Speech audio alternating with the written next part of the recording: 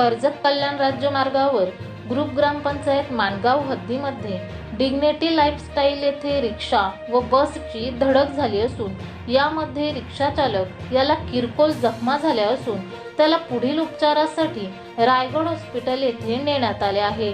MS46 BD 4094 ही रिक्षा चालक ही रिक्षा घेऊन कर्जत दिशेकडून नेरळ दिशेकडे जात होते व कर्जत माथेरान बस MH06 S 9634 ही बस देखील कर्जत कडून माथेरानला प्रवासी घेऊन जात असताना रिक्षाला पाठीमागून जोरदार धडक दिल्याने रिक्षा काही अंतरावर जाऊन पलटी झाली। या रिक्षामध्ये एक प्रवासी व रिक्षा चालक असे दोघे जण होते। सुदैवाने या घटनेमध्ये कोणतीही जीवितहानी झाली नसून रिक्षा चालक याला किरकोळ जखमा झाल्या आहेत। तसेच प्रवासी यांना कोणतीही दुखापत झालेली नाही, परंतु यामध्ये रिक्षाचे खूप मोठे नुकसान झाले आहे।